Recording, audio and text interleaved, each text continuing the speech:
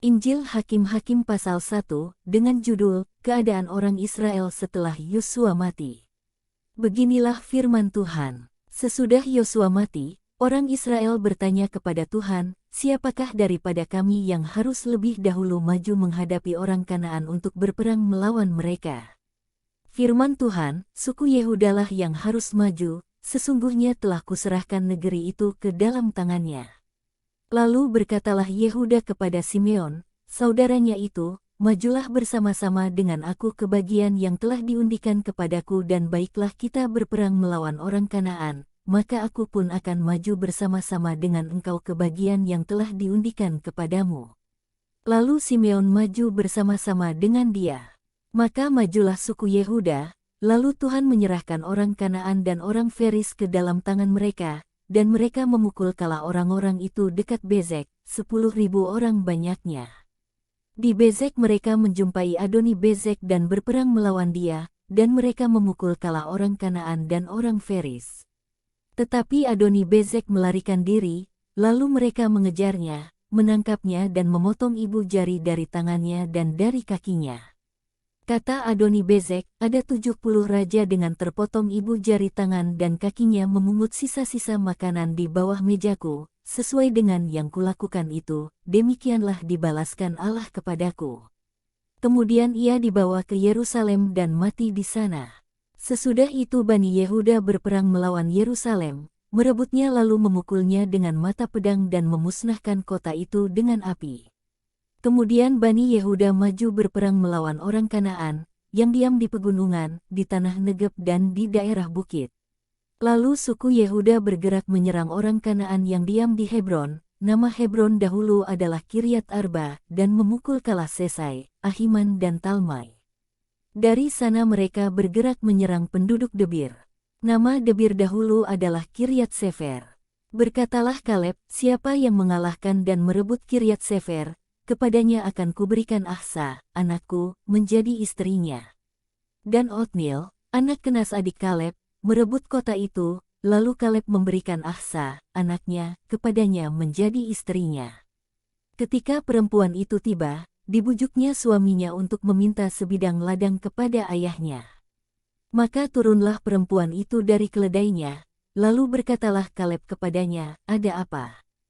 Jawabnya kepadanya, "Berikanlah kepadaku suatu hadiah, telah kau berikan kepadaku tanah yang gersang, berikanlah juga kepadaku mata air." Lalu Kaleb memberikan kepadanya mata air yang di hulu dan mata air yang di hilir.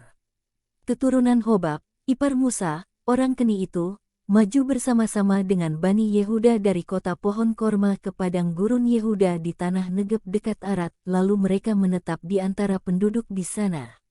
Yehuda maju bersama-sama dengan Simeon, saudaranya itu, lalu mereka memukul kala orang Kanaan, penduduk Zefat, mereka menumpas kota itu. Sebab itu kota itu dinamai Horma. Selanjutnya suku Yehuda merebut Gaza dengan daerahnya, Askelon dengan daerahnya dan Ekron dengan daerahnya. Dan Tuhan menyertai suku Yehuda, sehingga mereka menduduki pegunungan itu, tetapi mereka tidak dapat menghalau penduduk yang di lembah, sebab orang-orang ini mempunyai kereta-kereta besi. Kepada Kaleb telah diberikan Hebron, seperti yang dikatakan Musa dahulu, dan dari sana telah dihalaukannya anak-anak yang 3 itu. Tetapi orang Yebus, penduduk kota Yerusalem, tidak dihalau oleh Bani Benyamin, jadi orang Yebus itu masih diam bersama-sama dengan Bani Benyamin di Yerusalem sampai sekarang. Keturunan Yusuf juga maju menyerang Betel, dan Tuhan menyertai mereka. Ketika pengintai-pengintai itu melihat seorang keluar dari kota itu, maka berkatalah mereka kepadanya, "Tolong tunjukkan bagaimana kami dapat memasuki kota ini, maka kami akan memperlakukan engkau sebagai sahabat." Lalu ditunjukkannyalah kepada mereka bagaimana mereka dapat memasuki kota itu, dan mereka memukul kota itu dengan mata pedang, tetapi orang itu dengan seluruh kaumnya dibiarkan mereka pergi. Orang itu pergi ke negeri orang Het dan mendirikan di sana sebuah kota yang dinamainya Luz. Demikianlah nama kota itu sampai sekarang.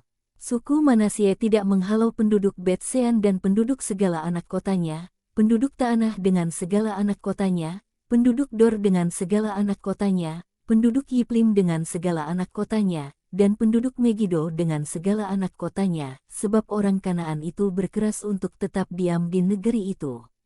Setelah orang Israel menjadi kuat, mereka membuat orang Kanaan itu menjadi orang Rodi dan tidak menghalau mereka sama sekali.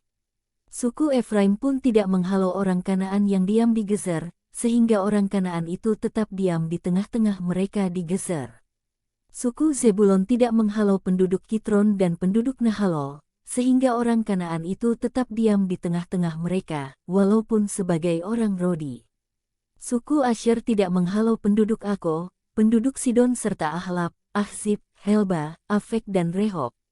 Sehingga orang Asyer itu diam di tengah-tengah orang Kanaan, penduduk asli di negeri itu, sebab orang-orang itu tidak dihalaunya. Suku Naftali tidak menghalau penduduk Bet Semes dan penduduk Bet Anat, sehingga mereka diam di tengah-tengah orang Kanaan, penduduk asli di negeri itu, tetapi penduduk Bet Semes dan Bet Anat itu menjadi orang Rodi bagi mereka. Orang Amori mendesak Bani Dan ke sebelah pegunungan dan tidak membiarkan mereka turun ke lembah. Dan orang Amori itu berkeras untuk tetap diam di Harheres, di Ayalon dan di Salbim, walaupun mereka mendapat tekanan berat dari keturunan Yusuf, sebab mereka menjadi orang Rodi. Daerah orang Amori itu mulai dari pendakian Akrabim, dari Sela, terus ke atas. Demikian firman Tuhan. Tuhan Yesus memberkati.